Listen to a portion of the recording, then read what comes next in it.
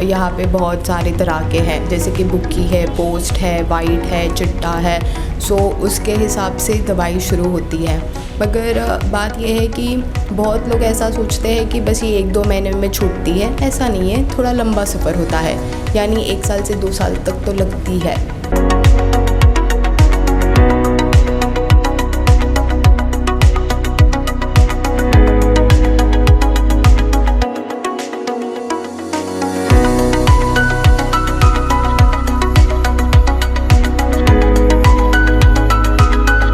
अभी हम हैं डॉक्टर संजीवनी के साथ, जो यहाँ पर सेवाएं दे रही हैं। जो डॉक्टर साहब, स्वागत है आपका हमारे फैशन शो में।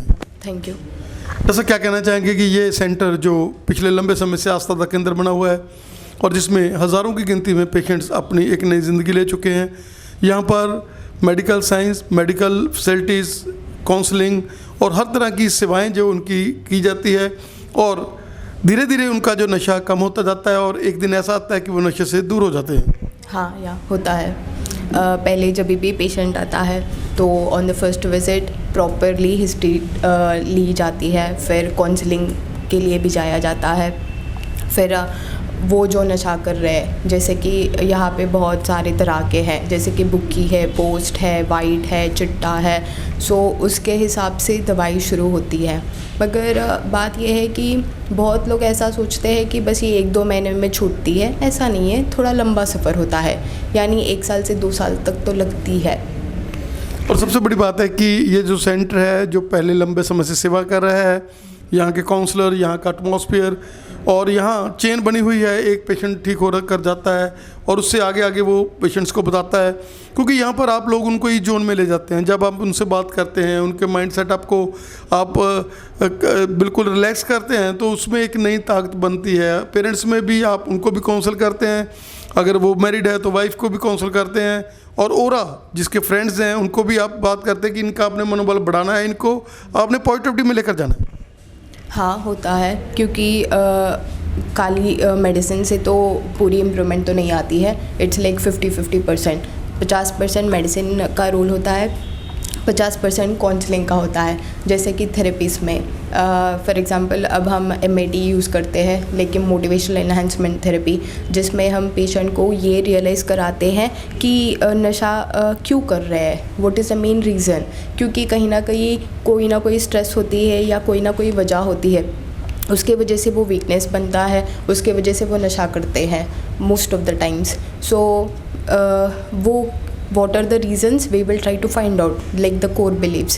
From that we will try to help the patient to come out of that. We will advise them how can they get how can they come out of this problem with the help of therapy. At the same time family members पहली बात accept नहीं कर सकते हैं कि उनके जो भी है वो नशा कर रहे हैं, तो उनको ये रियलाइज़ करवाना चाहिए कि चलो ठीक है, वो नशा कर रहे हैं, इट्स ओके, वो उसकी ट्रीटमेंट है, वो उससे बाहर आ सकते हैं। मगर during the process of this addiction many financial problems होती है, सोशल प्रॉब्लम्स होती है। उसको एड्रेस करते हुए हम फैमिली मेम्बर्स को सलाह दे सकते हैं कि वो उनका साथ दे ट्रीटमेंट लेने में। ऐसा ना देखे कि स्टिग्मा से कि ये नशे वाली गोली खा रहा है, उसको घर से बाहर भिजा देना, नहीं तो हर बार ताने मारना, ऐसा ना करें। तो हम उनको वो एजुकेट करते हैं कि ये इनसे बाहर आ सकते हैं, वो क्या क्या करें पेशेंट के साथ। थैंक यू डॉक्टर साहब for giving us valuable time. Thank you. दर्शकों, पंजाब प्लस चैनल पे आपका स्वागत है। आज हम आपको लेकर आए हैं अमर मनोरोग एंड नशा खिड़ाऊ केंद्र, जो कि फगवाड़ा में अपनी सेवाएं दे रहा है, और गल कर रहे हैं डॉक्टर विश्वनाथ जी के साथ, जो लंबे समय से यहाँ सेवाएं दे रहे हैं। विश्वनाथ जी, स्वागत है आपका हमारे स्पेशल शो में। Okay, thank you. क्या कहना चाहेंगे कि नशा जो कि एक ऐसी बीमारी है जिसमें एक बार बंदा लग जाता है तो छूटना बहुत मुश्किल हो जाता है, उसके लिए आप लोगों ने यहाँ प्रयास किया है और सैकड़ों की गिनती में पेशेंट्स को एक नई ज़िंदगी दी है, क्या कहना चाहेंगे? ये नशा यूजुअली 2 साल, 3 साल, 5 साल, 10 साल लेते रहते हैं पेशेंट। तो हम तो इधर हमारे पास आता है, हम यूरिन टेस्ट करते हैं, चेक करते हैं पहला वो ले रहा है कि नहीं ले रहा है। जब ले रहे तो यूरिन टेस्ट में आ गए तो हम बाद में फाइल बना लेते हैं। फाइल बना के क्या क्या प्रॉब्लम है और नशा कौन कौन सा नशा करता था, तो ओपिएड हो गया, अल्कोहल हो गया, गांजा हो गया, और साथ में कोई साइकेट्रिक प्रॉब्लम भी है, कोई बीमारी, डिप्रेशन, एंजाइटी, वो भी साथ साथ में वो भी ट्रीटमेंट शुरू कर देते हैं। एक नशा वो है जो शौक़ से लोग करते हैं और एक नशा वो है जो लोग मजबूरी में होता है कि किसी के साथ कोई ट्रेजेडी हो गया, किसी का डिप्रेशन में चला गया कोई बंदा, किसी का कोई परेशानी हो गया। क्या कहना चाहेंगे कि दो तरह से जो लोग नशे में जाते हैं और दोनों का इलाज यहाँ पर है? तरीका आप बता रहे हो, दो वो जस्ट रीजंस होता है ये एडिक्शन के लिए। एक तो शौक से फ्रेंड्स से मिल के वो कर लेते, बाद में एडिक्शन बन जाता है। एक दूसरा है वो माल अडाप्टिव बिहेवियर बोलते हैं, वो जब स्ट्रेस है, वो स्ट्रेस से बचाने के लिए वो नशा करना शुरू कर देता है, बाद में वो एडिक्शन बन जाता है। वो दोनों तरीका पेशेंट आ जाता है इधर छोड़ने के लिए। वो हम अच्छे से काउंसलिंग भी हो जाता है, साथ साथ में ट्रीटमेंट भी शुरू कर देते हैं। वो ट्रीटमेंट का कोर्स होता है 3 महीने, डिपेंड्स कितना देर से नशा कर रहे हैं, उस हिसाब से हम ट्रीटमेंट शेड्यूल बना के उस हिसाब से शुरू कर देते हैं। काउंसलिंग जिसका कि बहुत बड़ा रोल है, क्या कहना चाहेंगे कि काउंसलिंग और मेडिसिन दोनों चीज़ें मैटर करती है? जब बंदा नशे में आता है तो उसको काउंसलिंग कुछ नहीं होती, क्योंकि वो नशे में होता है तो उसको तो फिर उस टाइम पर डिटॉक्सिफिकेशन और मेडिसिन उसके साथ ही ट्रीट किया जाता है। लेकिन जब वो थोड़ा सा नॉर्मल हो जाता है, जब वो समझने लग जाता है, फिर उसको काउंसलिंग का सहारा लिया जाता है और उसको इस नशे से बचाया जाता है।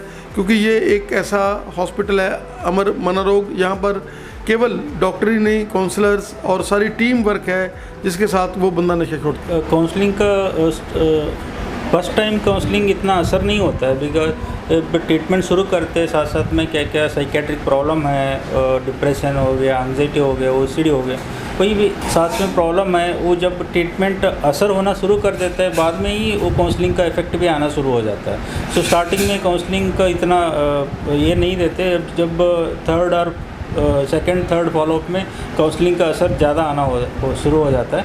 उसमें काउंसलिंग में ज़्यादा फोकस करता है सोशल इश्यूज़ क्या है, फाइनेंशियल फैमिली इश्यूज़ क्या है, साथ साथ में फैमिली मेम्बर को भी बुला के फैमिली थेरेपी कर देते हैं। वो मैरिटल डिस्प्यूट होता है वो भी सॉल्व करने का कोशिश करते साथ साथ में।